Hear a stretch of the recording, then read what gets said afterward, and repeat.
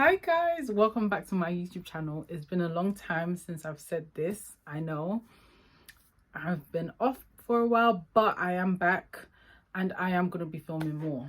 What is this video about? This video is about like catch up with me. I'm going to let you know what's been going on in my career, anything, any regrets I have in pursuing a career in finance, any kind of advice I want to give you, and then I've got some questions through my Instagram and TikTok that I'm also going to answer here today. So right, what have I been up to? So I've actually still been working in finance. So as you know, if you're not aware and this is your first time watching me, I used to work as an economic consultant straight out of university, and then I transitioned into finance. Now I've been working in finance for about 3 years now. My first role as an economic consultant, I was in that role for 1 year and 6 months. So yeah, just kind of an update on how is it going, do I have any regrets, the benefits, and all the costs involved, all the pros and the cons, and yeah, just comparing the two. Let me start off by saying that I'm enjoying it. I really enjoy working within financial services. It's very fast paced. I feel like I'm always working my brain, problem solving. There's also a lot of calculations involved. You do have a lot of responsibility and people do rely on you to, get the figures right. So I work within the treasury space, so treasury team within financial services, particularly mortgages. That's where I work, and my role involves model building, analytics, monitoring funds, keeping good relationships with the banks and the investors and any of the stakeholders, literally. So a lot of reporting, and I'm one of those people that are affected by month end. If you guys don't know about this, it's just month end processes. Like every month, at the end of the month, we need to be reporting what's happened throughout the month, basically.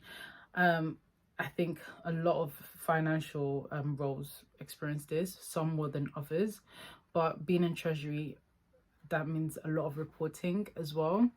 So yeah, it's been very fast paced. It is enjoyable. I feel like I have learned a lot. It's definitely more fast paced than my role in economics. And I think that is because I don't know if it's different because of the role the type of company I was working for when I was in my economics role, but I think the main reason is because with finance is very reactive. My role as an economic consultant, we're working on projects. It's very project based. You kind of have a long time to get it done.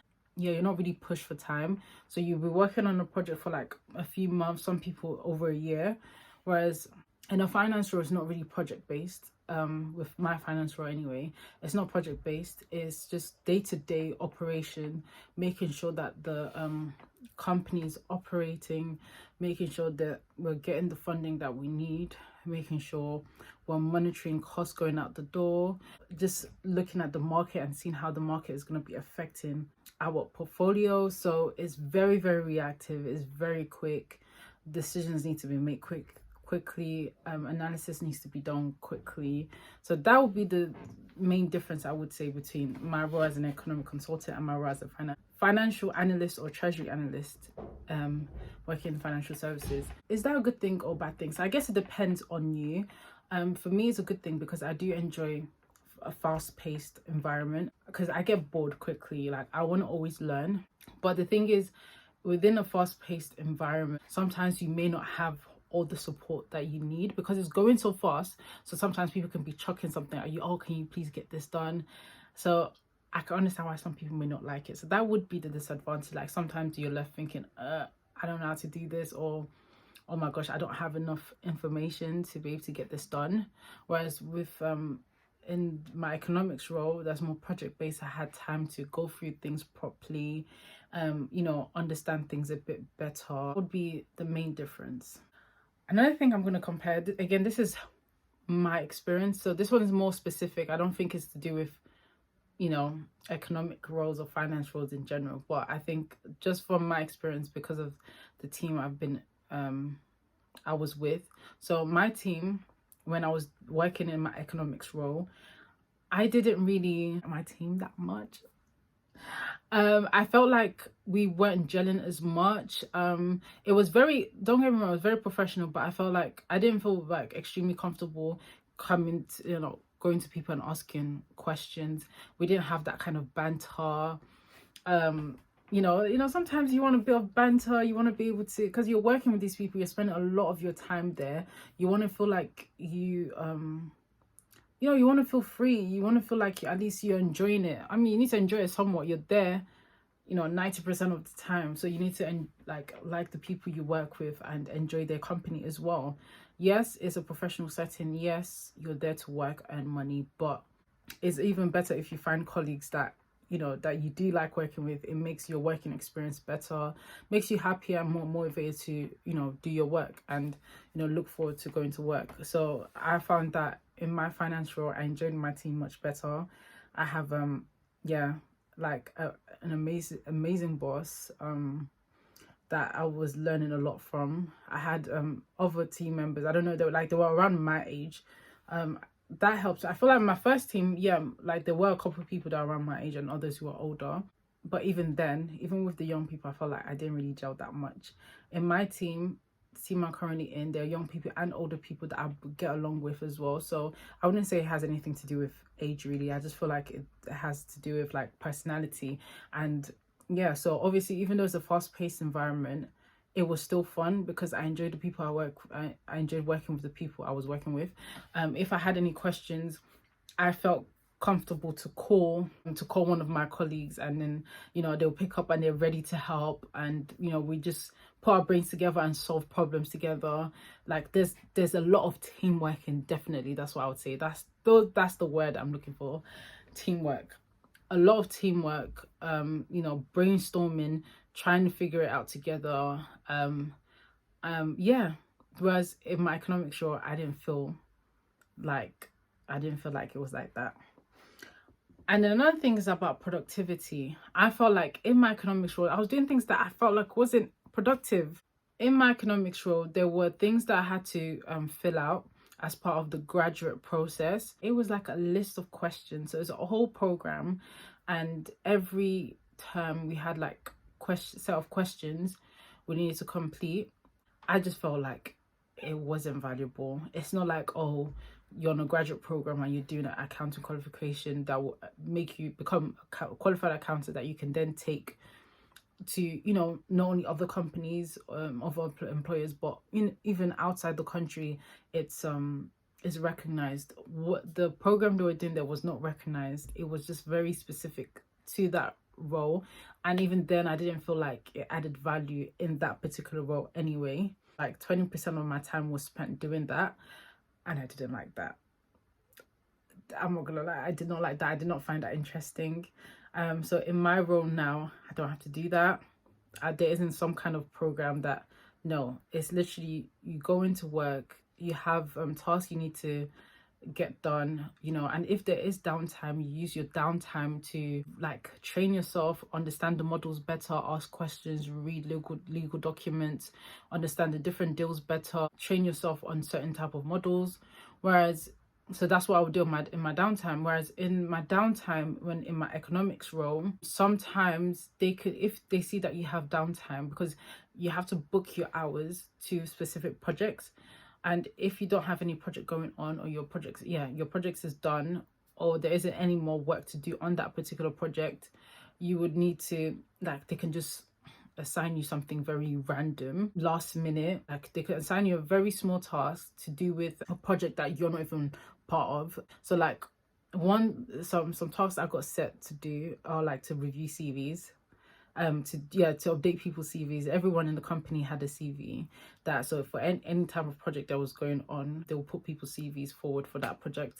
So I had to update people's CVs. Guys, I'm in a big economics role. Do you understand what I'm saying? I did not do an economics degree and a master's to be reviewing people's CVs and updating people's CVs. I just thought, I'm like, no. And then another thing is that I felt like the things I was doing in the role, I wasn't very analytical. Like there were some analytical aspects, don't get me wrong, depending on the project you were on, but I felt like I could have been on more projects that really propel me forward and really increase like improve my skills, my analytical skills, like with modeling, and I felt like I wasn't doing a lot of that. And I felt like I wasn't applying like the economic theories that I learned in school at unis. And then I can say, in comparison to the role I'm in, very analytical. We do hedging, we do cash flow forecasting, business strategy, asset allocation, understanding mortgages, building relationships with banks. You know, it's interesting. It's a whole new world, and it's exactly, you know, what I was looking for when I wasn't so satisfied in my other role. This was what I was looking for, and I've got it. So yeah, to answer the big question, I am actually enjoying it. Like my future plans, well, my future plans is to stay within financial services, like staying within a financial role. Whether I wanted to stay in financial services, I don't mind moving industries. I don't mind staying in the industry I'm in right now, but I also don't mind moving industries. It's just interesting to see what else is out there. So that is my plan. And if I'm going to give anyone advice, honestly, just make sure anywhere you are, keep building your skill set. Learn as much as you can and update your CV. Update your CV. What did I say? Update your CV. Every single thing I'm learning, even till this day, I'm updating my CV. Like the last time I updated my CV was like yesterday. Always update your CV, because first of all, you never know what could happen in general. You know, you can have layoffs, you know, you could decide that this role isn't for you, or you can move, like anything can happen. And on top of that, you're doing so much, it's so easy to forget everything you've done. And sometimes you might think there are certain things that you do in your role that could be overlooked. So you want to update your CV, you want to update your LinkedIn. Yeah, I think that's very important for every professional. Remember, your CV is kind of like, that's your selling point, that's like your ticket. Do you understand what I'm saying? That's your asset. You're selling yourself on a piece of paper. You need to make sure that's updated with your current CV, because, you know, as your CV updates, your value goes up, honestly. So very, very important to continue updating your CV. There were some questions I was asked, and I'm gonna answer it in this video. So someone asked me, have you ever felt that men at work are intimidated by you and try to undermine you? My answer to that would be no. I've never felt that at any one point that men or anyone is intimidated by me or try to undermine me. No. But what I have seen is that I've seen other women at high positions where that could possibly be the case, just because maybe they're quite young, and they're at such a high position. That's rubbed certain people up the wrong way. I feel like it does happen, definitely. Luckily that hasn't happened to me. It doesn't mean it can't happen in the future. So what I would say, if something like that happened to somebody, honestly, do not let that put you down. It means you're doing something right. I feel like you should stand your ground. Definitely, if someone is talking to you and trying to undermine you, remember, you're there for a reason. You're there because you have the skills. You're there because people believe in you. You're there because you worked hard to get there. So you deserve everything that you're getting right now. Because yes, I know someone who that's happened to. Yeah, and they stood up for themselves, and you know, their hard work just speaks for itself. So definitely that's how I deal with a situation like that. It does happen, and you just have to be strong. It's hard out here in the corporate world, honestly. People try to put you down, people will talk at you, people will think, you know, they're right and you're wrong, and they would like to, you know, show that in a not so nice manner. So that's honestly my opinion on that. And someone else asked me if they haven't, I think they were doing economics, but they had to change their course for some reason, whether they can still get into economics without doing an economics degree. My answer to that is, I think it is possible, but majority of the time they do want someone with an economics degree.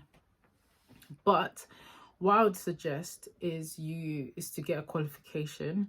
So it could be like a diploma, just any type of economics qualification will be good. And then on top of that, if you can get any kind of consulting experience, even if it's not economic consulting, any type of consulting experience will be definitely useful. So that's my advice. In my experience, I don't think I've seen anyone working in economics without an economics degree. But as long as you have a degree, there is definitely hope. But I do believe some companies will want you to have some sort of economics qualification. Guys, that is the end of my video. I hope that was useful. I hope people took something out of that. But please let me know if you have any questions, comment down below, and I will definitely get back to you. Bye.